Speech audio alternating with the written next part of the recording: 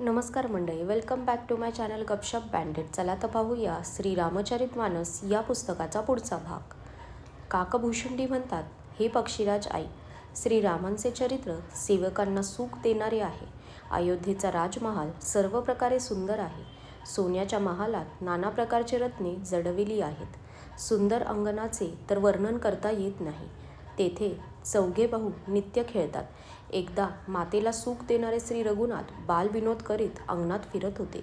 पाचूसारखे त्यांचे सावळे व कोमल शरीर आहे. अंगाअंगातून अनेक कामदेवांची शोभा पसरली आहे. नवीन लाल कमळासमान लाल लाल कोमल चरण आहेत. सुंदर बोटे आहेत आणि नखे आपल्या ज्योतीने चंद्राची कांती हरण करणारे आहेत. पायांच्या तळव्यावर वज्रादी 4 चिन्हे आहेत. चरणांमध्ये मधुर ध्वनी करणारे सुंदर नुपूर आहेत. रत्नजडित सोन्याच्या करदोट्याची मधुर ध्वनी गोड वाटत आहे. उदरावर त्रिवली सुंदर दिसते. नाभी सुंदर व खोल आहे. विशाल वक्षस्थळावर अनेक प्रकारचे बालकांचे दागिने व वस्त्र शोभून दिसत आहे. हातांचे लाल लाल तळवे, नखे व बोटे हे सर्व मनोहर आहेत आणि विशाल भुजांवर सुंदर आभूषणे आहेत. सिंहाच्या छाव्यासारखे खांदे आणि शंखासारखा गळा आहे. सुंदर हनुवटी व मुख हे लावण्याची परिसीमाच आहे. बोलणे बोबडे आहे. लालसर ओठ आहेत. उज्ज्वल सुंदर व इटुकले 2-2 दात आहेत. सुंदर गाल, मनोहर नासिका आणि सर्व सुख देणारे चंद्रकिरणांसारखे मधुर स्मितहास्य आहे. नीलकमलांसारखे नेत्र हे जन्ममृत्यूच्या बंधनातून सोडविणारे आहेत. ललाटावर गोरोचनाचा टिळा शोभत आहे. भुवया, वक्र, कान सम आणि सुंदर आहेत. मस्तकावर काळ्या कुरळ्या केसांची शोभा पसरली आहे.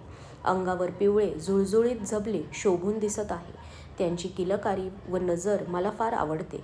राजा दशरथांच्या अंगणी विहार करणारे व सौंदर्य संपन्न श्रीरामचंद्र आपलेच प्रतिबिंब पाहून नाचत आहेत आणि माझ्याबरोबर अनेक प्रकारचे खेळ करीत आहेत. त्या चरित्राचे वर्णन करताना मला ओशाळल्यागत होते. किलकारी मारत ते मला पकडायला धावत.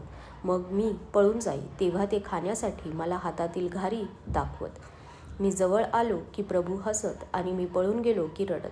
जेव्हा मी त्यांच्या चरणांना स्पर्श करण्यासाठी जाई तेव्हा ते वळून वळून माझ्याकडे बघत पळून जात. सामान्य बालकासारखी त्यांची लीला पाहून मला शंका आली की सच्चिदानंद घन प्रभू ही कसली लीला करत आहेत. हे पक्षीराज, मनात एवढी शंका येतात श्री रघुनाथांनी प्रेरित केलेल्या मायेने माझ्यावर पकड घातली. परंतु ती माया मला दुःख देणारी झाली नाही किंवा इतर जीवांप्रमाणे संसारात टाकणारी झाली नाही. हे नाथ, येथे काही दुसरेच कारण आहे. हे भगवंताचे वाहन असलेल्या गरुडा, ते लक्ष देऊ नाही. एक सीतापती श्रीरामच अखंड ज्ञानस्वरूप आहेत आणि जड चेतन असे सर्वच जीव हे मायेच्या अधीन होणारे आहेत. जर जीवांना अखंड ज्ञान असेल तर मग सांगा बरे, ईश्वर व जीव यांच्यात फरक तो काय? अभिमानी जीव मायेच्या अधीन आहेत, तर सत्व, रज, तम या तिन्ही गुणांची खाण असलेली माया ईश्वराच्या अधीन आहे. जीव परतंत्र आहे आणि भगवान स्वतंत्र.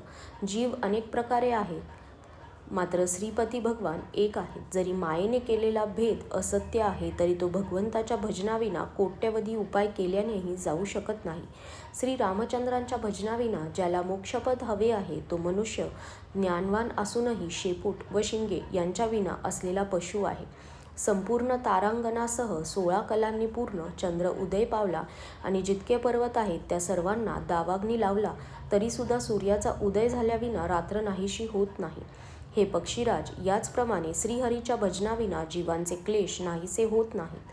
श्रीहरींच्या सेवकाला अविद्या बाधत नाही, उलट प्रभूंच्या कृपेने त्याला विद्या व्यापून टाकते. हे पक्षीश्रेष्ठा, म्हणूनच भगवंताच्या दासाचा नाश होत नाही, उलट भेदभक्ती वाढते. श्रीरामांनी जेव्हा मी भ्रमामुळे चकित झाल्याचे पाहिले तेव्हा ते हसले. ती विशेष कथा ऐक. त्या लीलांचे मर्म कुणालाही समजले नाही.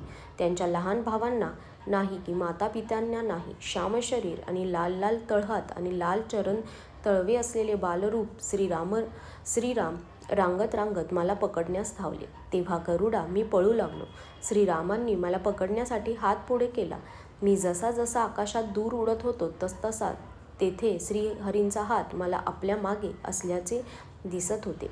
मी ब्रह्मलोकात गेलो आणि उडत असतानाही मी मागे वळून पाहिले तरी हे तात श्रीरामांचा हात आणि मी यांच्यात 2च बोटांचे अंतर होते. 7 आवरणे भेदून माझी गती जिथवर होती तिथवर मी गेलो, परंतु तेथेही प्रभूंचा हात माझ्या मागे पाहून मी व्याकुळ झालो. मी भयभीत झालो तेव्हा डोळे मिटून घेतले. मग जेव्हा डोळे उघडून पाहतो तोच मी अयोध्यापुरीत पोहोचलो होतो.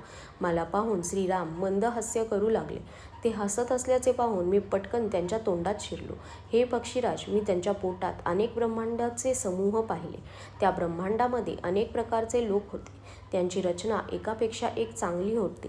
कोट्यवधी ब्रह्मदेव आणि शिव, अगणित तारांगण, सूर्य आणि चंद्र, अगणित लोकपाल, यम व काल, अगणित पर्वत व विशाल भूमी, असंख्य समुद्र, नद्या, तलाव आणि वने, तसेच आणखी सुद्धा नाना प्रकारच्या सृष्टीचा विस्तार दिसला. देव, मुनी, सिद्ध, नाग, मनुष्य, किन्नर आणि 4 प्रकारचे जड व चेतन जीव पाहिले, जे कधीही पाहिले नव्हते की ऐकले नव्हते आणि ज्याची मनात कल्पनाही करता येत नाही, अशी ती सर्व सृष्टी मी पाहिली. मग तिचे वर्णन कसे करता येईल? मी एकेका ब्रह्मांडामध्ये 100-100 वर्षे राहिलो. अशा प्रकारे अनेक ब्रह्मांडे पाहत फिरलो. आजच्यासाठी धन्यवाद.